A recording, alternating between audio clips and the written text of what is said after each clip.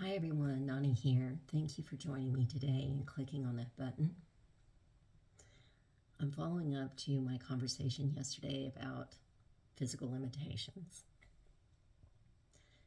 So I have some, and I am an older female hiker that is planning on hiking the Appalachian Trail in March of 2023.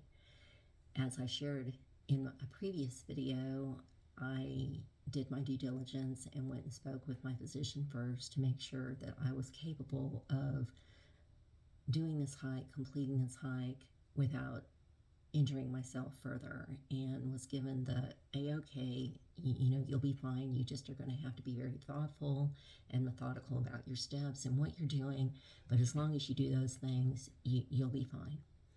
So I want to talk about my physical limitations, and I'll start off with the very first one, which I don't think is a physical limitation, but apparently there are individuals that do, and that's my age. And so I am 64 and will turn 65 as I'm traveling on this journey. Age is a number, and I don't feel 64, 65 on the inside. And for my life, I, for some reason, have never felt the age that I am, and I don't know why. It's just the way that I am. I refuse to be labeled by a number. It's just not going to happen. I'm that hard-headed. It's just not going to happen. And I don't like it when others try and put a label on me that way. I am not fragile. I refuse to be labeled as fragile. I'm not, and nor will I ever be. I may have physical limitations, but I am not fragile. And let me say this to you. A rose is fragile. It is beautiful and it's fragile, and the leaves are tender, the blossom. Roses, the petals fall off, but roses have a strong stem.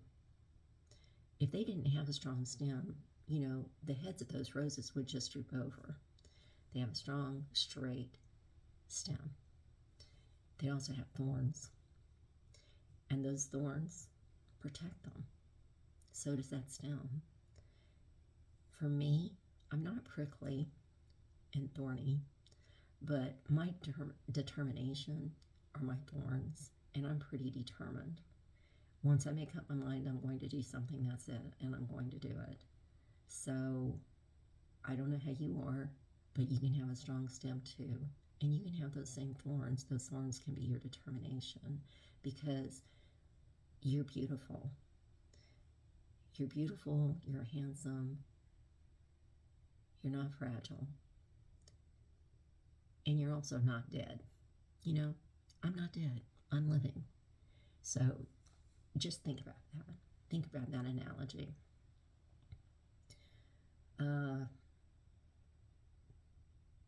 Everyone needs to be inspired.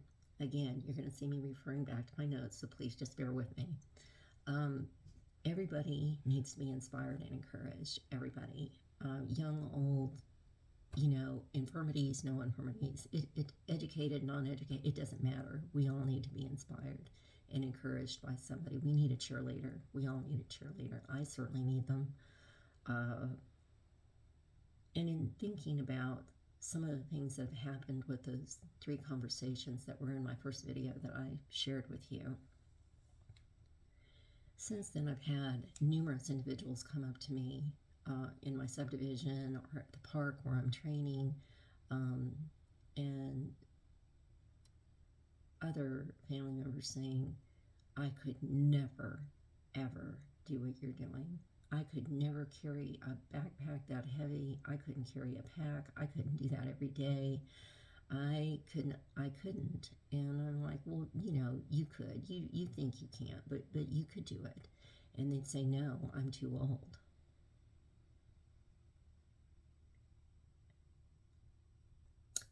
And I think, oh my. And they say, I'm just too old to do something like that. Now, I've heard that 11 times since this has started. Some of these people are older than me. Some of these people are my same age. Some of these people are actually a lot younger than me by 20 years. And I've looked at them and said, well, of course you can do a hike. Of course you can do it. You know, just plan and train. You'd be fine. No, I could never do that. I'm an older woman, and I just would never, I wouldn't feel safe. I just couldn't do it. And, you know, so I'm leaning in, and I'm going to say, this is what my response has become. Especially after due consideration of who is saying what to me. There are some individuals that have physical limitations that truly would keep them from doing a through hike legitimately and through no fault of their own. But they so wish that they could do something like this. And my response has now become, I've thought about what you said, and I'm very sorry that you couldn't do this. You can't do this. But how about this? Would it be okay if I hiked for you? Would that be okay? Would you let me do that? Would you come with me on my journey and just be my cheerleader on the side? And I need inspiration and I need encouragement. So if you would cheer me from the side, I'll hike for you. And I mean it. Their responses have been so extraordinarily, deeply moving. Some people chuckle. Some people start crying.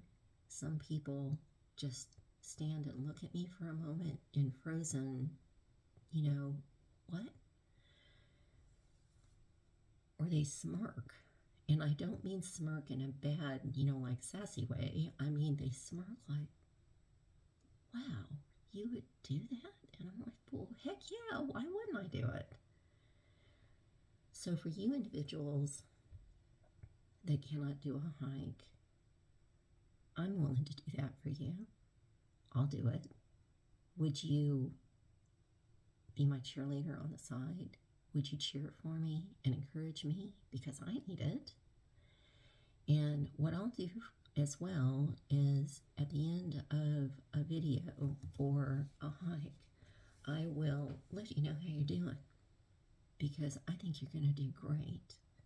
And I think you're going to be really successful. And it'd be my honor to do that for you. It'd be my honor and my privilege. And I'm being extremely sincere. Trying not to get emotional there. Anyway, my age. Age is not a reason not to go. And for you older female hikers, or you older hikers, but mainly women right now, I want to say I'm sorry you feel like you can't do something because you're a woman. In this day and age, with female empowerment everywhere, there's a thread of it here, a string of it there, a rope of it there that can be grabbed onto. There are groups, there are advocates, TV, books, so many resources for women empowerment, and having a lack of self-confidence. Sometimes the circumstances that we found ourselves in as we were growing up didn't instill the best self-worth, or we're married to an individual or have a partner or a previous partner that did a number on, our self-confidence, and we haven't been able to rebuild, or we just didn't have great self-confidence to begin with. I'm here to tell you, I've lived that life, and I've been there. I get it. I seriously get it. You can do it. You can do anything. If you want to do it, you can. Make up your mind. have some faith in yourself. I have faith in you. I had to have faith in me, and I had to have others have faith in me in my journey along the road of many twists and turns that lifted me up, and they did. I was very fortunate and I was very blessed, but I didn't really get a lot of that from family ties. So please don't let that be a detriment to you moving forward and experiencing something that can be life-changing and fulfilling, and where you can feel a sense of accomplishment that nobody can take from you. Nobody. Because if you hike it, you've earned it. And let me share this with you. You know, you don't think you can do something, or you might not be able to keep up with those younger hikers. For the class of 2022, the hike is 2,194 miles. Those same young individuals that are hiking 2,194 miles. They may do it in 4 months, but that's how many miles they are going to have to walk to complete it. I'm 64. I'm going to have to walk those same 2,194 miles. Am I going to do it in 4 months? Nope. I think this is going to take me about 7.5 months to do it, because guess what? I'm slow. I'm slow. That's okay. You know what?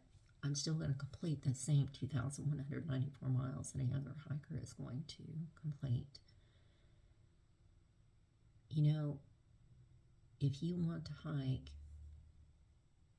mentally, you are going to have to prepare and instill a determination in you that is like the stem on that rose. It's straight. It's not going to bend. It's not going to turn over at the head, the blossom of the rose. You're beautiful. You're handsome. You're strong. And you need to find your thorns and be determined. And you can do it. You can do it. I believe in you. All right. I'm getting on to I hope that encouraged you. If it didn't, that's the best I have to share with you at this moment. But I'll continue trying to think of something to say that will help you get where you need to go. All right. So one of the things I've been concerned about is my knees. And so I was in a very serious car accident many years ago, and my knee was injured, my left knee. And you know, that knee, it took a while to heal and to heal properly, and for many years that knee did not bother me at all.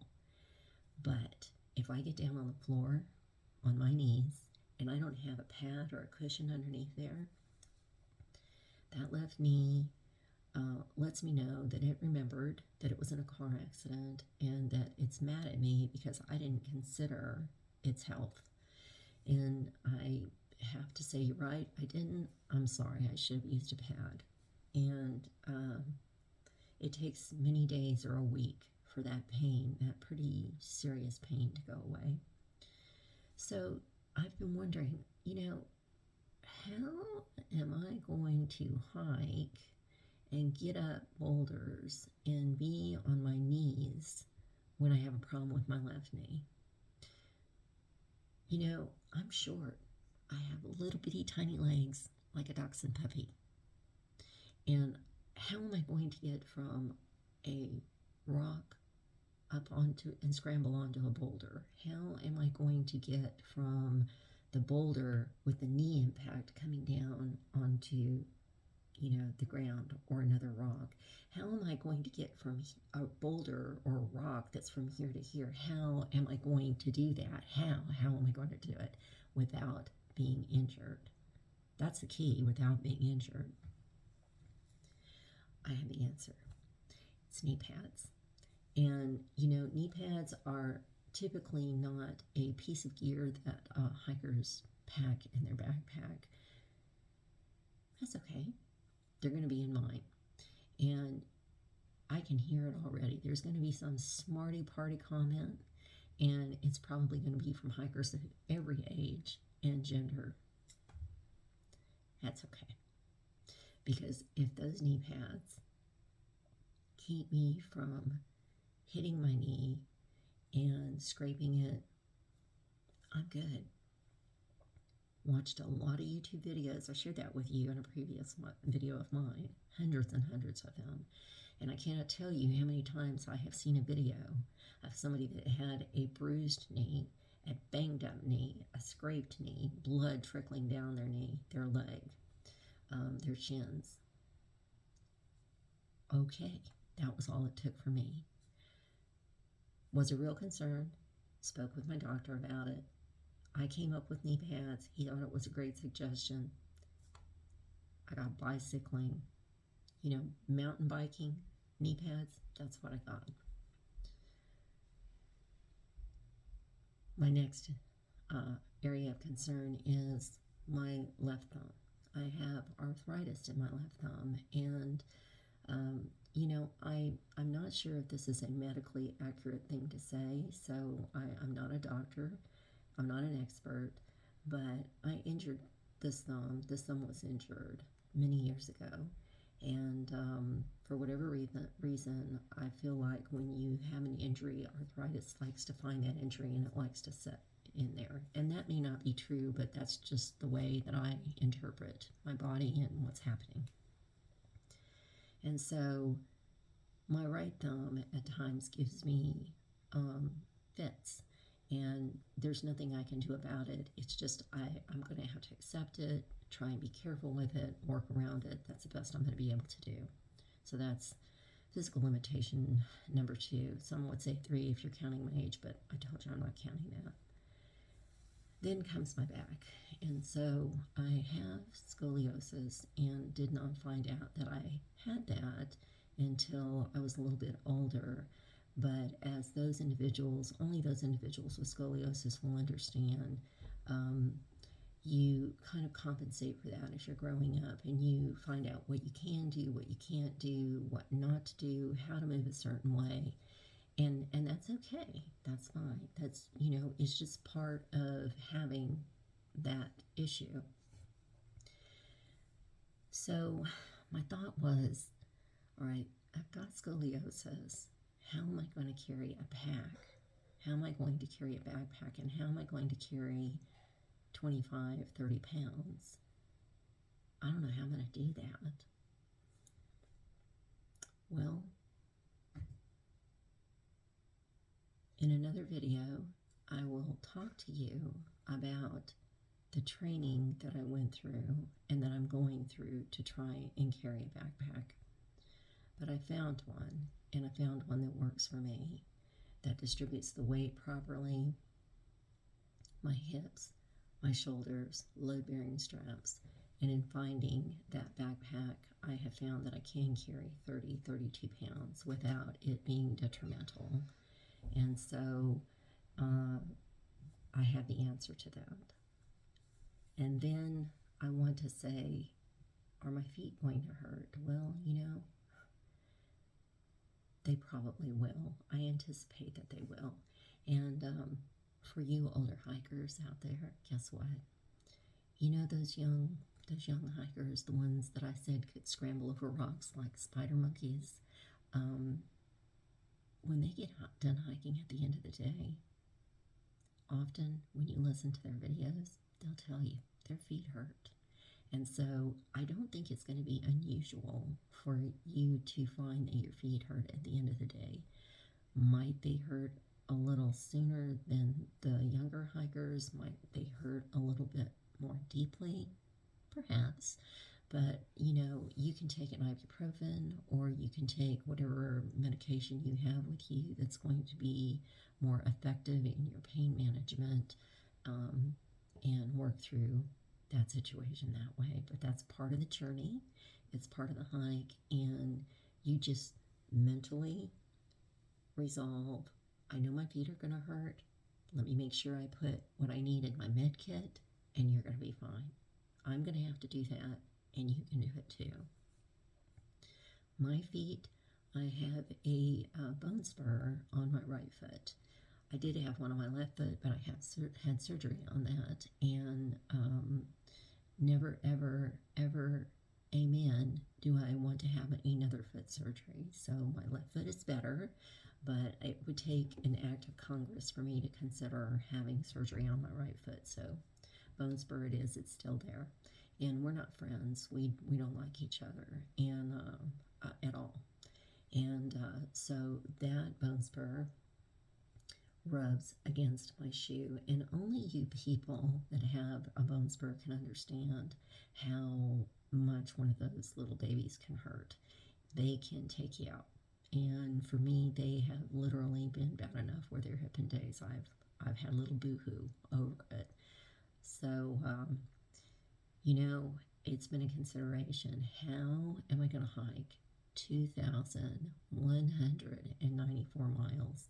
And let me share this with you. The trail is not, the whole hike is not 2,194 miles. That's a trail. That's not coming off the trail, going into town for resupply, hiking back into, the forest, back onto the trail. That's not going down Blue Blaze. And if you don't know what a Blue Blaze is, I'll explain that in another video, where the privies or a overview or a vista is, or a water source. That's not counting all of those miles. That's not in the 2,194. Those 2,194 miles are just the trail. So you have to take into consideration it's a much longer hike than what you are even anticipating. How am I going to do that? Well, I've got the answer for that. I found wonderful shoes. How did I find them? Through REI. Awesome people. I'm going to share more about that with you in another video. But I found these shoes, and they don't bother my bone spur. I can walk 14 miles, have that 30-pound pack on my back, do it 5 or 6 days a week, not every day, 5 or 6 days a week, and it doesn't hurt. My feet don't hurt. Let me rephrase that. My feet do hurt at the end of that. They ache a bit, but not the bone spur. That's what I meant to say. Let me make sure I say the right thing. Let's see here. Getting in shape and training. That's going to be in my next video, and I'm going to talk to you about that. Hard.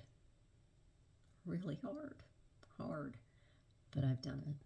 And it's that mental, you got to make up your mind. And you have to resolve that you are going to do it. Some people may not need to hike, especially some younger, more agile, in shape, younger people.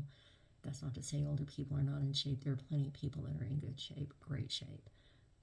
I wasn't one of them. And so I'm going to share with you in another video how I trained and what I did.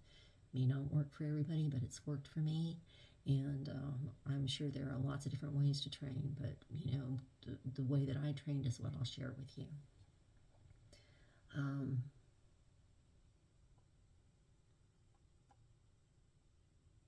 I think for today I'll go on ahead and close because I think this video has been long enough.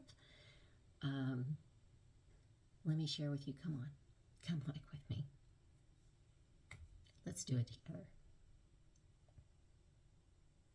And if you can't hike, I'll hike for you.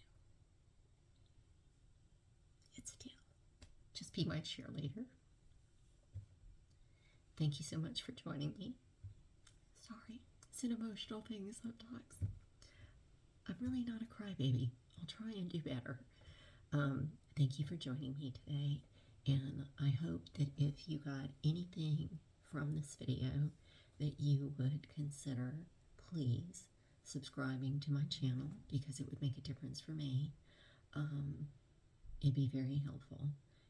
It's a litmus of me knowing if I'm reaching an audience and how well I'm doing. Because if I'm not doing well and there are only a few subscribers, that's okay because I'm here for just even one person. But if there are more subscribers, then I will be able to understand that perhaps what that 18-year-old young man on the trail shared with me and the young radiant woman from REI shared with me and the healthcare professional shared with me, maybe they had more insight into this than I did, and they were on the right track by saying you need to have a YouTube video. So thank you for joining me, and until next time, take care, and thanks for joining the channel.